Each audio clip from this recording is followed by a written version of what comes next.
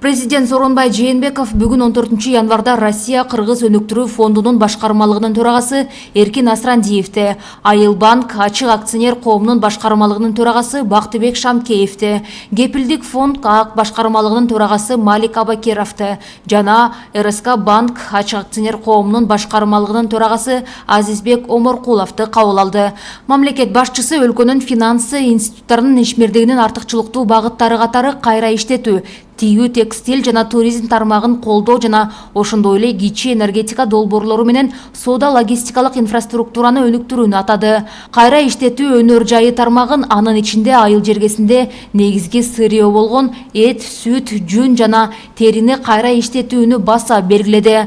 Президент аймактарды өнүктүрүү мамлекеттик саясатынын алкагында негизги басым экспортко багытталган ишканаларды колдоого жасалышы керектигин айтты. Экспорттук дараметти өстүрүү, аталган багыттарды колдоо, аймактарда жаңы жумушчу орундарынын түзүүгө, ички миграцияны төмөндөтүүгө көмөктөшөт. Сиздердин жерлердеги долбоорлорду ишке ашырууда коррупциялык көрүнүштөргө жол бербестен, жеңилдетилген насыяларга муктаж ишкерлерге колдоо көрсөтүү маанилүү деп белгиледи Сооронбай Жээнбеков. Өлкөнүн финансылык институттарынын жетекчилери 2019 жылдын ичинде долбоорлорду каржылоонун көлөмү жана жеңилдетилген насыялардын берилиши жөнүндө маалымат беришти. Россия Кыргыз өнүктүрүү фондунун башкармалыгынын төрагасы Эркин Асрандиев өткөн жылдын жыйынтыгы боюнча фонд тарабынан 77,5 миллион долларга 724 долбоор жактырылганын билдирди.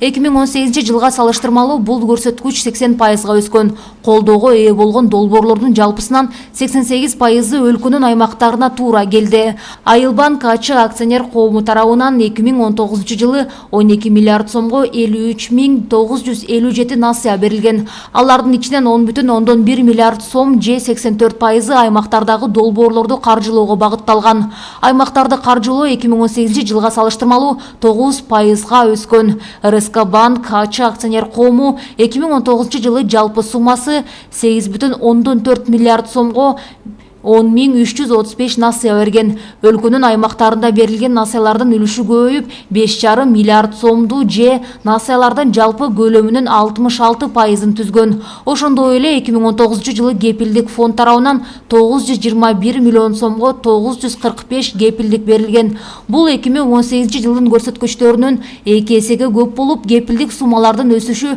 88%ды түзүп, аймактарды каржылоо үлүшү 66%га өскөн.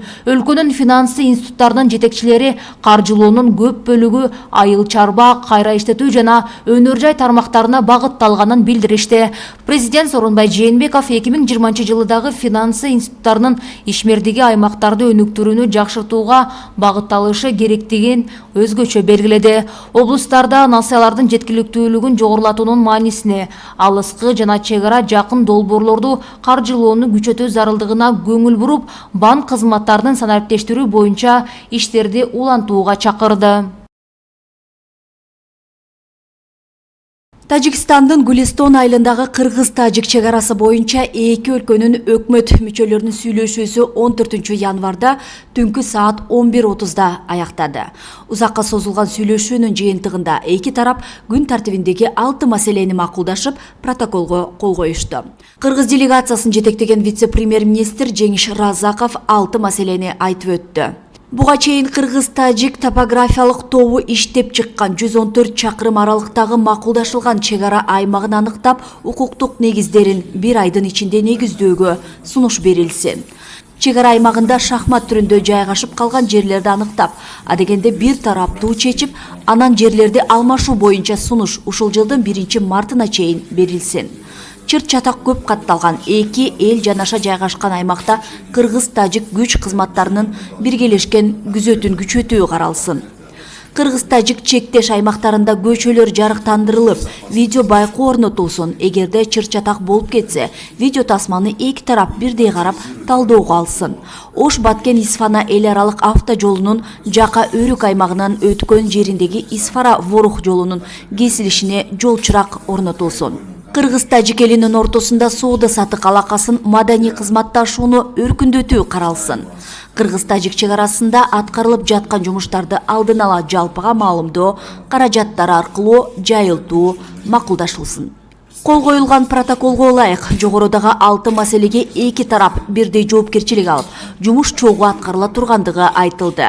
Тажик вице-премьер-министри Азим Иброхим сүйлөшүү жакшы жыйынтыкталганын айтып, жер алмашуу аркылуу чек арадагы маселе оң жагына чечилерин белгиледи. Чек ара маселеси боюнча кийинки убакта эки өлкөнүн өкүлдөрү 20 ирет жолугушкан. Техникалык топ ири масштабдагы 34 топографиялык карта даярдалган. Кыргызстан менен Тажикстандын жалпы чек арасы 1000 чакырымга жакын аралыкты түзүп, анын 60% эки тараптуу такталган. Талаштуу экени айтылып жаткан 40%га жакын чек арада 70 талаштуу участок бар. Такталбай калган аймактар калк жайгашкан айылдарга туура келет. Кыргыз-Тажик чек арасы боюнча сүйлөшүү 14 январда Баткен районунун Кызылбел айылына чектеш, Тажикстандын Гулистон айылында Гулистон чек ара бекетинде өттү. Бүгүн 15 январда Ак үйдүн алдында Кыргыз-Тажик чек арасы маселесин чечүүнү талап кылган жарандар митингге чыгышты. Чогулгандар бийликтен элдин көйгөйүн эртерээк чечип, Баткенге өзгөчө статус берүүнү сурангандар болду. Тажик тарап менен сүйлөшүүгө татыктуу адамдар болбой жатат деген Самаркандек айылынын тургуну вице-премьер-министр Жеңиш Жазаковдун отставкасын талап кылды. Элдин жашоосу учурда кылдын учунда болуп турат деген тынчтык митингден катышуучусу ИИМ тарабынан кармалган жарандардын бошотулушун талап кылды. Ошондой эле күйүүчү май аткезчилигин тез арада токтотуу талабын коюшту. Эске салсак, буга чейин митингде 9-10 январда Кыргыз-Тажик чек арасында чыккан чырда күч органдары тарабынан кармалган 4 жаранды тез арада бошотуу талабы менен уюштурулган болчу. Атамекен саясий социалдык партиясынын тизмесинен жаңы шайланган депутат Нурбек Сыдыгалиев ант берди. Бүгүн 15 январда жогорку кеңеште Сыдыгалиев депутаттык ыйгарым укуктарын аткарууга киришип жатып, милдеттерин элдин кызыкчылыгына аткарууга ант берерин билдирди. Эске салсак, Нурбек Сыдыгалиев экс-депутат Алмамбет Шыкмаматовдун ордуна келди. Мурдагы президент Алмазбек Атамбаевдин камактагы мөөнөтү 15 мартка чейин узартылды. Бул тууралуу Кырымтөбөл Азиз Батакаевдин түрмөдөн мыйзамсыз бошотулушу боюнча өткөн кезектеги соттук процесстен кийин жактоочу Замир Жошов билдирди. Анын айтымында 14 январдагы отурумда сот адвокаттардын эки өтүнүчүн карады. Алгачкы прокурорлордун бирөөсүн алмаштыруу өтүнүчү. Анткени ал бул иш боюнча тергөөгө катышкан. Мыйзам боюнча мындай учурда прокурор алмаштырылышы керек. Бирок судья бул өтүнүчүбүздү канааттандырган жок. Экинчиден, айыпталуучулардын бөгөт чарасы каралып, Алмазбек Атамбаевдин камактагы мөөнөтү 15 мартка чейин узартылды, деди жактоочу. Ал мурдагы президенттин жактоочулары Атамбаевдин кармалышын мыйзамсыз, ал эми ага карата айтылган айыптоолорду негизсиз деп эсептей тургандыктарын кошумчалады. Иш боюнча 19 киши айыпталууда. Алардын арасында Алмазбек Атамбаев дагы бар. Бишкек шаарында метро курула турганы тууралуу маалымат жалган. Бул тууралуу Бишкек шаардык кеңешинин кечээ 14 январдагы сессиясында айтылды. Шаардык кеңештин депутаты Канатбек Мүзөралиев мэр Азиз Суракматовдон жакында эле жалпыга маалымдоо каражаттарында Бишкекке метро куруу боюнча келишим түзүлгөнү тууралуу маалымат тарады. Курулуш 2020 жылы башталып, 2025 жылы аяктайт экен. Бул такталган маалыматпы деп сурады. Азиз Суракматов мындай долбоор жок деп жооп берди. Анда Сарпашов канадалык компания менен келишим түзгөнү да жалганбы, деди Мүзөралиев. Мэр бул абдан кымбат долбоор экенин, мындай келишим түзүлбөгөнүн билдирди. Бейтаптын орой мамилесине кабылган РЧ аттуу дарыгери иштен кетти. 13 январда социалдык тармактарда сыркоолоп калган чүлпөнүн апасынан кемсинтүүгө кабылган дарыгердин видеосу чыккан. Окуя номер 3 шаардык балдар ооруканасында болгон. Дарыгердин иштен кетүү боюнча арызына жетекчилиги кол коюп, жактырып берген. Дарыгер бейтаптардын шылдыңына чыдоого күчү калбагандыгын кошумчалаган. Эгер ушундай көрүнүштөр улана берсе, эл ак халатчандарды сыйлабаса, анда бардык медиктер жумуштан кетет. Мен өз ыктыярым менен кетүү тууралуу арыз жаздым. Анткени жаман мамилеге чыдоого алым жок деп билдирген. Мы вам написали. Все выложу, потом посмотрим. естественно, выкладывайте. Мы никого не боимся. По приказу министра все делаем. Так что вы не одна умная здесь. Пусть твоя девочка или дочка, твой ребенок пускай сдохнет, понятно? Вот я тебя выложу сейчас так. Молодец, мамочка. Спасибо. Пошла ты, долбоёбка, что ты? А? Что, телефон хочешь, чтоб я сломала, а? Ты что на меня накидываешься? А? Наргиза, сними. Ай, блин, дура, отпусти меня. Телефон убери. Отпусти. Телефон убери, я тебе говорю. Отпусти, я тебе говорю. Отпусти, говорю. Мразь, блядь. Отпусти, блядь. Отпусти мою руку. Матерись, давай. Телефон. Кримтөбөл Азиз Батукаевдин мыйзамсыз бошотулушу боюнча айыпталып жаткандардын баш коргоо чарасы узартылды. Бул тууралуу жактоочу Алия Турумбекова билдирди. Анын айтымында мындай чечим соттун көчмө отурумунда кабыл алынды. Ошондой эле кылмыш ишин кароо мөөнөтү да узартылды. Соттук отурумдун жүрүшүндө мен Данияр Келдибаевга каршы чыккам. Ал мен коргоп жаткан Индира Жолдубаевга шектелип жаткандыгы тууралуу билдирме берген. Анын катышуусунда иш адилетсиз болуп калат деп эсептейм. Бирок судья Эмиль Кайыпов менин өтүнүчүмдү четке кагып, аны негизсиз деп атады. Отурум менин ден соолугума байланыштуу 16 январга жылдырылды, деди Алия Турумбекова. Кылмыш ишине катыштыгы бар жарандардын баш коргоо чарасы 15 мартка чейин узартылды. Иш боюнча 19 киши айыпталууда. Алардын арасында Алмазбек Атамбаев дагы бар.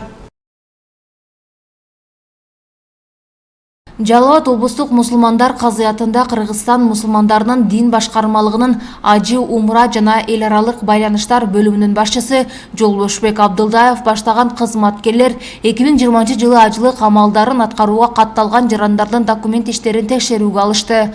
Муфтияттын басма сөз кызматы билдиргендей, текшерүү процессинин курамында башкармалыктын юристи Нурбек Исманов жана дин иштери боюнча мамлекеттик комиссиянын бөлүм башчысы Шүкүр Шерматов да бар.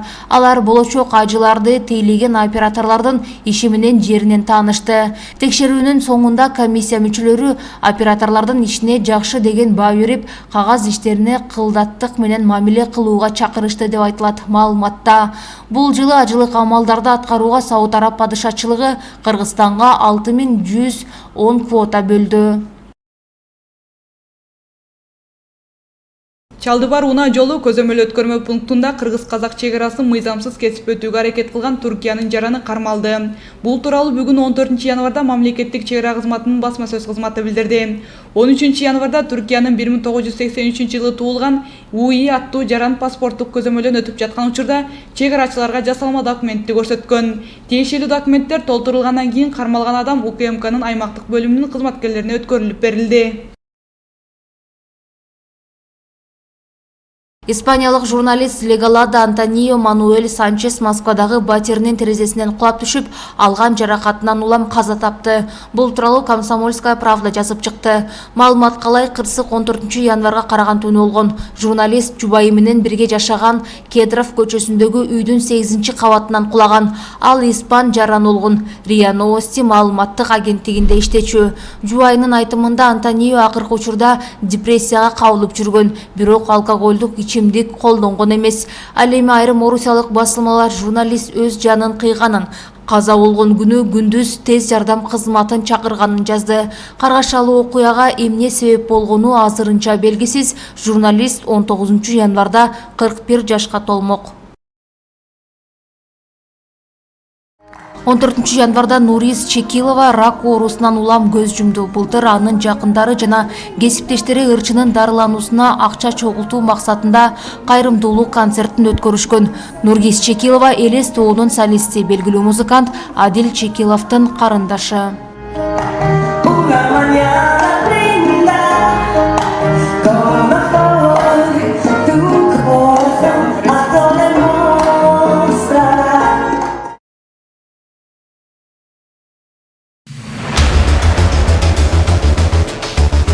Барселона клубунун күйөрмандары үчүн жакшы жаңылык. Буга чейин каталониялык клубдун оюну жакшы жүрүшпөй жатышына, анын башкы машыктыруучусу Эрнесто Вальверде оюн тактикасын чабалып түзүп жатат деп көптөгөн футбол сынчылары жана күйөрмандар айтып келишкен. Акыркы жолу Испан суперкубогунда Атлетико Мадридке жеңилип калган Барселона башкы машыктыруучусун алмаштырды. Каталондук клуб Кике Сетьен менен учурдагы сезон аяктаган чакта келишим түздү. Испаниялык Кике Сетьендин акыркы машыктырган клубу Бетис болгон. Сетьендин келиши көпчүлүк күйөрмандарга анчалык сүйүнүч тартуулабаганы менен атактуу футбол легендалары буга ыраазы. Мисалга Барселона клубунун идеалы болуп калган Хави Кике Сетьендин клуб менен эң жакшы тандоодо. Анын схемасы Барселонага төп келет деген оюн билдирди.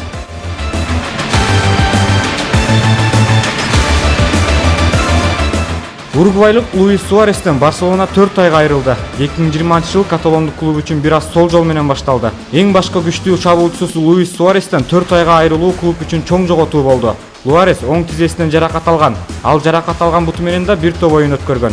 Бирок ага азыр операция керек болуп турат. Алгач Суарес 4 же 6 жумага оюн талаасына чыкпайт десе, кийинчерээк 4 айга чыкпайт деген чечим чыкты.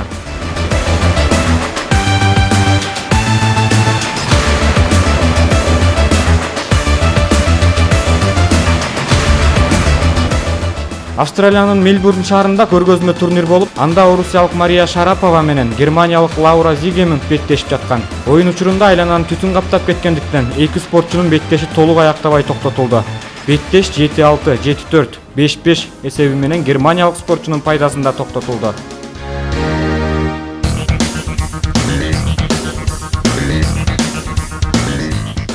Бир 1948 жылдын дал ушул күнү 14 январда хоккей спортунун легендасы Валерий Харламов төрөлгөн.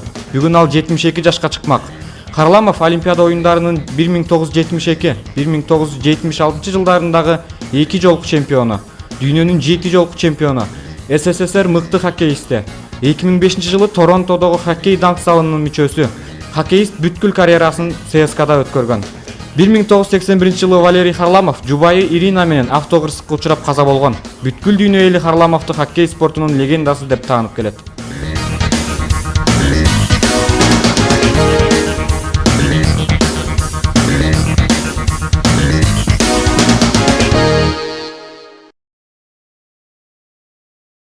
Бийди жакшы көрчү, аябай мындай бийлегендичи, бийлеп анан өзү веселый жүрчү да. Бул үйдөн мына кызым экөө ушинтип эле отуруп телефонду ушинтип жакшы көрчү эле сүрөткө түшкөндү.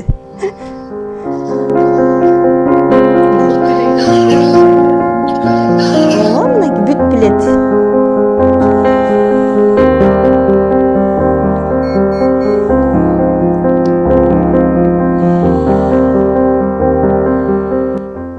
Эки жарым жаштагы Бекжанга күнүнө 3000 сом, айына 90 000 сом керектелет. Анткени ал Кыргызстанда мурда каттал элек дартка кабылып 6 айдан бери атайы дем алдыруучу аппараттын жардамы менен жашап келет. Учурда оорунун айынан кол буттары жан сабалда. 4 тубалдын ичинде кыймылсыз жатат.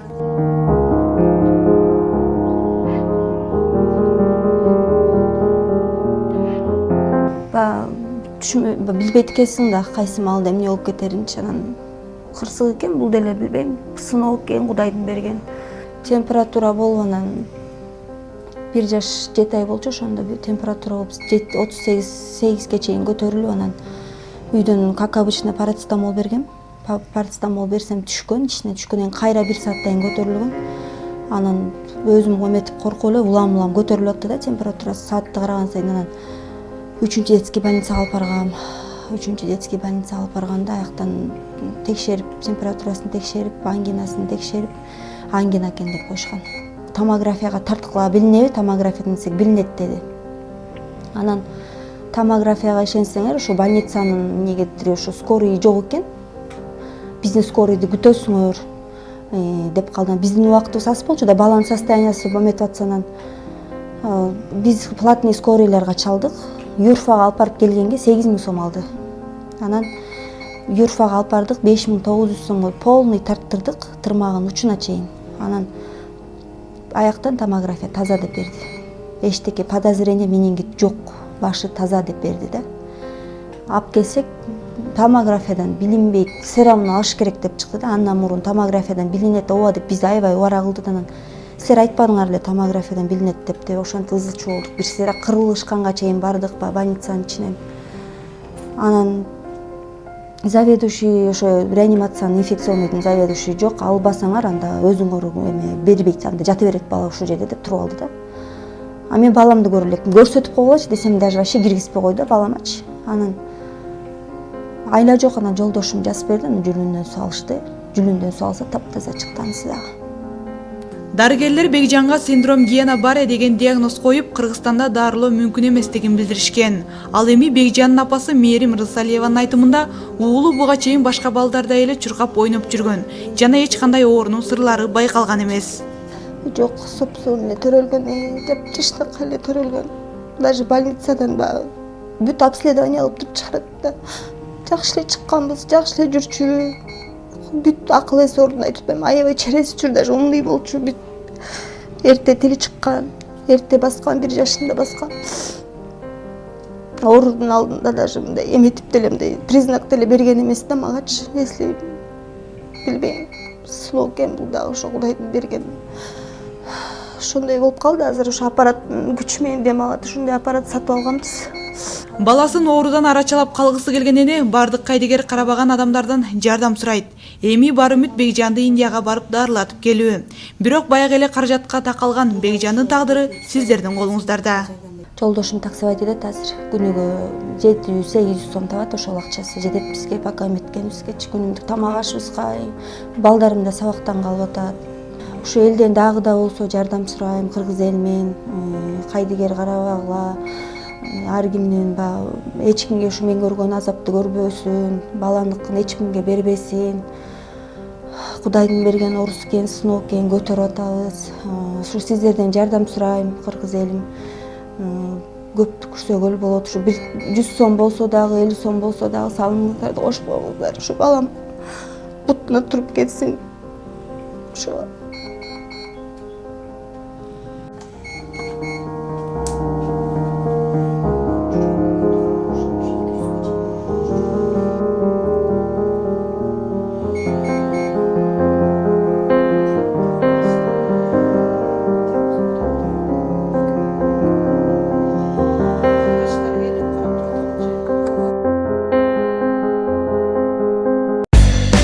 Урматтуу теле көрүүчүлөр, ушул жана башка жаңылыктарды биздин интернеттеги элдик медиа сайтыбыздан, ошондой эле Facebook, YouTube жана Instagramдагы баракчаларыбыздан тааныша аласыздар.